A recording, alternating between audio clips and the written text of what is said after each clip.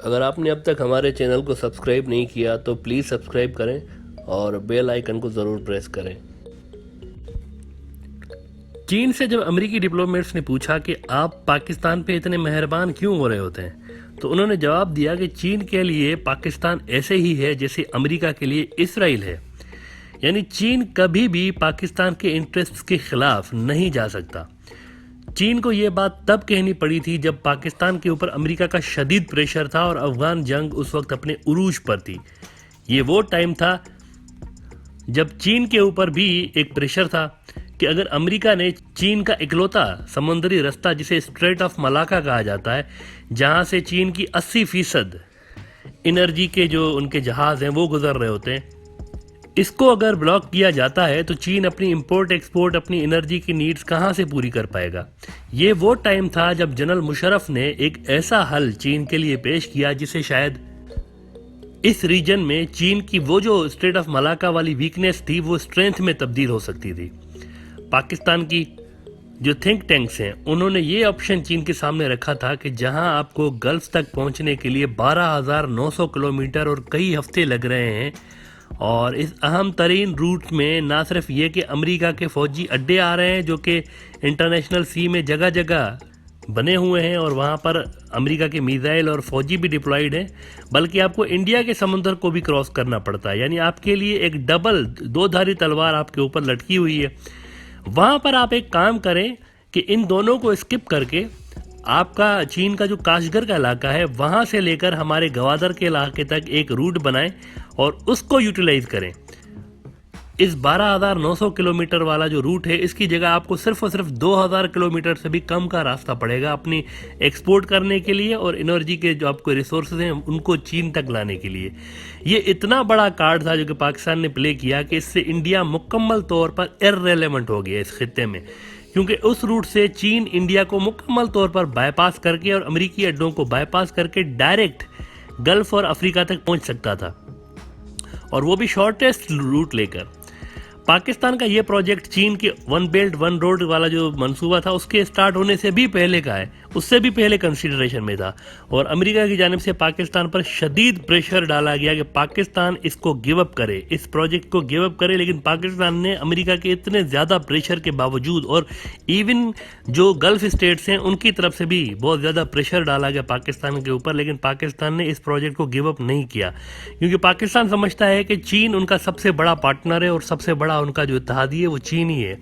लिहाजा पाकिस्तान ने इस प्रोजेक्ट पे काम जारी रखा और इस वक्त भी बड़े जोर और शोर के साथ सीपेक पे काम चल रहा है। इवन कोविड के दिनों में भी ये प्रोजेक्ट स्टॉप नहीं हुआ था।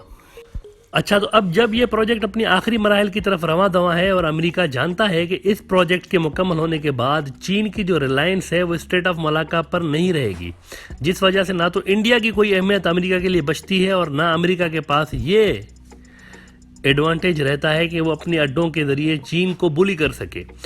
इसके बाद अब नया गेम प्लान शुरू हो चुका है, और वो ये है कि सीपेक को सबूताज करने वाला गेम प्लान है जो कि शुरू हो चुका है इस रीजन में, और इसमें अमेरिका को इंडिया की भरपूर सपोर्ट हासिल है।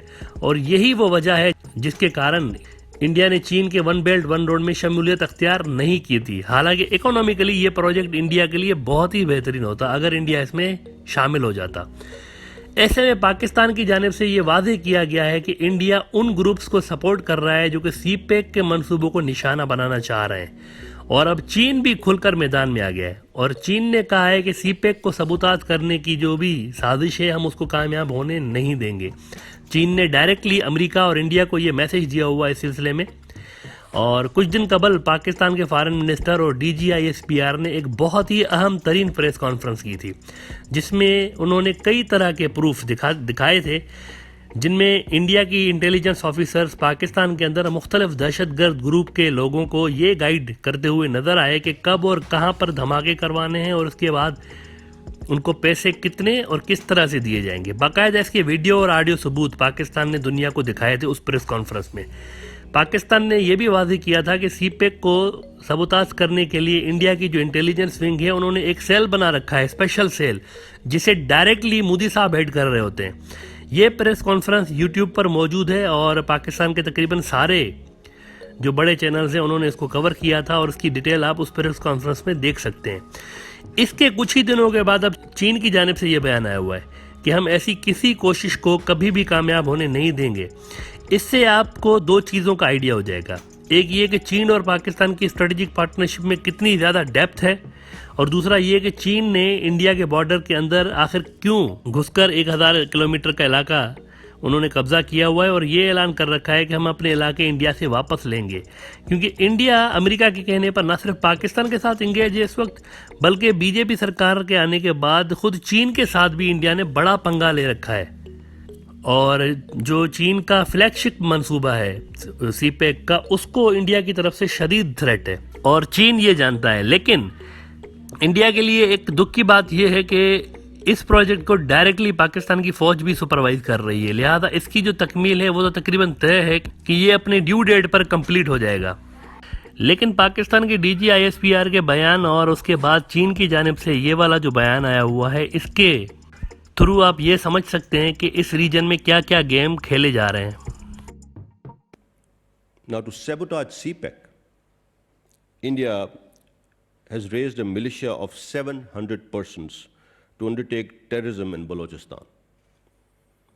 A commission comprising 24 members was created, which included 10 raw operatives. $60 million were dedicated to this force. It is India which needs to be scrutinized at FATF platform in the light of evidence presented by Pakistan, as well as recent revelations made by FinCEN, revealing Indian terror financing and money laundering regimes. Coming over to RAW's destabilizing interference in Gilgit-Baltistan. India has for long been endeavoring to create unrest in Gilgit-Baltistan. In the context of provincial status for GB being discussed in Pakistan, on 28 September 2020, an important meeting was held in the Ministry of Home Affairs, New Delhi, to deliberate upon the methodology to trigger negative reactions. The salient revelations of the meeting are: RAW and IB highlighted that they are contemplating to subvert perceived changes in the status of Gilgit-Baltistan. After November 2020, hostile elements will be mobilized to undertake various subversive operations in Azad Kashmir and Gilgit-Baltistan. RAW aims to exploit prevalent environment by staging some terrorist attacks on large public gatherings.